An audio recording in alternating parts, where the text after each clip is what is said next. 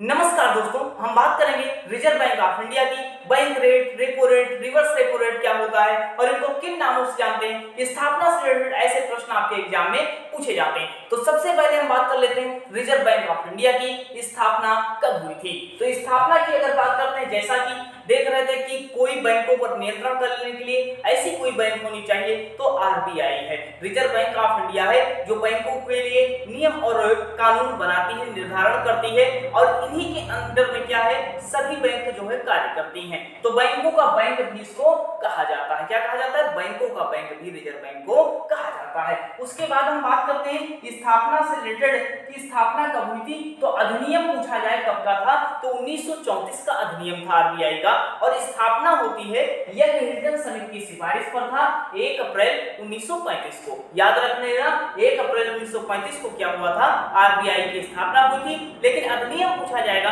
तो 1934 का अधिनियम हो जाता है। अगर यहां से आपसे पूछा जाए वित्तीय वर्ष क्या होता है, एक फाइनेंशियल ईयर क्या होता है, तो 1 अप्रैल से लेकर के 31 मार्च तक क्या होता है, वित्तीय वर्ष कहलाता है। सुना होगा मार्च क्लोजिंग चल रही है, तो 1 अप्रैल से 31 मार्च के बीच क्या होगा, फाइनेंशियल ईयर या वित्तीय वर्ष होता है। उसके बाद हम बात कर लेते हैं सर, इसकी स्थापना जब हुई थी तो इसका हेडक्वार्टर या मुख्यालय कहां था। तो स्थापना के समय मुख्यालय कहां पर था, तो स्थापना के समय मुख्यालय की बात करते हैं तब कलकत्ता हुआ करता था। लेकिन 1937 में, अब वर्तमान में क्या है, मुंबई है। तो ये मुंबई कब बना, यह भी प्रश्न पूछा जाता है। तो मुंबई कब बना, 1937 में स्थानांतरित हो गया था। तो आरबीआई का हेडक्वार्टर स्थापना के समय कलकत्ता था और उसके बाद स्थानांतरित कहां हो जाता है, मुंबई हो जाता है। कब होता है, 1937 में होता है। उसके बाद हम बात कर लेते हैं आरबीआई का राष्ट्रीयकरण क्या हुआ था।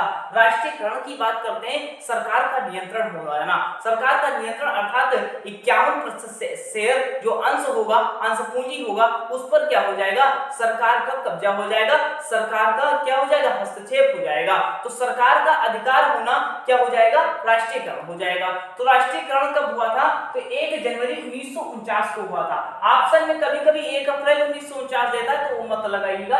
1 जनवरी 1949 को क्या हुआ था, राष्ट्रीयकरण हुआ था आरबीआई का। उसके बाद बात करते हैं आरबीआई के प्रथम गवर्नर कौन थे। तो आरबीआई के प्रथम गवर्नर पूछा जाए, प्रथम भारतीय गवर्नर, 2 प्रश्न पूछे जाते हैं। प्रथम गवर्नर कौन हो जाता है, तो ऑसबॉर्न स्मिथ हो जाते हैं। कौन हो जाते हैं, प्रथम गवर्नर आरबीआई के होते हैं Osborne Smith, sir Osborne Smith हो जाते हैं। लेकिन अगर आपसे पूछा जाए कि प्रथम भारतीय गवर्नर कौन थे, तो भारत के थे, देश के थे, तो देशमुख हो जाएंगे। कौन हो जाएंगे, प्रथम भारतीय गवर्नर की बात करेंगे तो सीडी देशमुख हो जाएंगे। क्लियर हो जाना चाहिए। उसके बाद हम बात करते हैं वर्तमान गवर्नर कौन है, तो शक्तिकांत दास है। वर्तमान गवर्नर आरबीआई की अगर बात कर लेते हैं तो कौन जाते हैं, शक्तिकांत दास हैं। 21 नंबर के हैं, तो 25वें नंबर के गवर्नर हो जाते हैं। क्लियर हो गया होगा कि पहले गवर्नर अगर पूछा जाए सर, ऑसबॉर्न स्मिथ हो जाएंगे। पहले भारतीय गवर्नर पूछा जाएगा तो कौन हो जाएंगे, देश के हो जाते हैं, सीडी देशमुख हो जाते हैं। उसके बाद हम बात करते हैं वर्तमान गवर्नर, 25वें गवर्नर कौन होते हैं, इस शक्तिकांत दास हो जाते हैं। उसके बाद हम बात कर लेते हैं भाई केंद्र सरकार, सरकार क्या है, सरकार का बैंक मानते हैं इसको, और नोट निर्गमन का बैंक मानते हैं, तो केंद्रीय बैंक भी इसको कहा जाता है। इस बैंक के अन्य नाम क्या है, तो रिजर्व बैंक को केंद्रीय बैंक भी कहा जाता है और इसे सरकार का बैंक भी कहा जाता है। इसे अब भाई नोट पर देख रहे हो, आरबीआई लिखा होता है, रिजर्व बैंक ऑफ इंडिया लिखा होता है। अब जब रिजर्व बैंक ऑफ इंडिया लिखा होता है तो कौन निर्गमित करेगा, नोट निर्गमन का बैंक कौन हो जाएगा, आरबीआई हो जाएगा।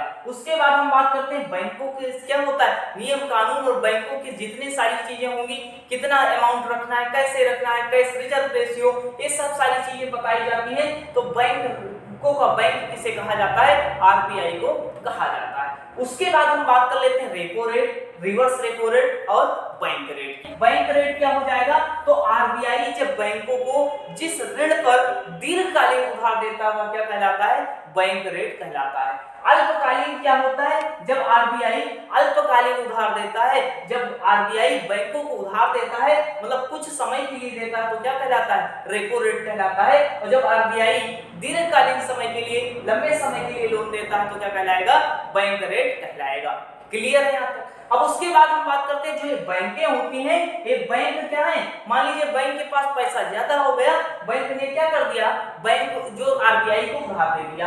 अब जब आरबीआई को उधार दे दिया तो यही क्या कहलाता है, रिवर्स रेपो रेट कहलाता है। यही क्या कहलाता है, रिवर्स रेपो रेट कहलाता है। तो जब आरबीआई बैंकों को देता है तो क्या, रेपो रेट और बैंक रेट, और जब बैंक उल्टा आरबीआई को देंगे तो क्या होगा, रिवर्स रेपो रेट होगा। और सदैव आपकी जानकारी के लिए बता दें कि बैंक रेट जो ये रेपो रेट होगा, ये रिवर्स रेपो रेट कम होगा, रेपो रेट क्या होगा, अधिक होगा। अपना पैसा आरबीआई है भाई, तो आरबीआई महंगा ही देता है बैंकों को और इनका पैसा क्या, सस्ता लेता है। तो रिवर्स रेपो रेट और रेपो रेट में कौन अधिक हो जाएगा, रेपो रेट अधिक हो जाएगा। तो इंपॉर्टेंट यह वीडियो हो जाता है, बाकी इसकी डिटेल एक किसी वीडियो में और कर लेंगे। लेकिन इतने जितने भी वनडे एग्जाम है यहाँ से इतने फैक्ट ही पूछे जा सकते हैं। फिलहाल यही कर सकते हैं। कैसा लगा सेशन, कैसा और कोई किस टॉपिक पर सेशन पा रहे हैं जरूर बताइए कमेंट सेक्शन में, और जी के सीरीज जरूर देख डालिए, प्लेलिस्ट तैयार है आपके लिए। मिलते हैं नेक्स्ट सेशन में, धन्यवाद।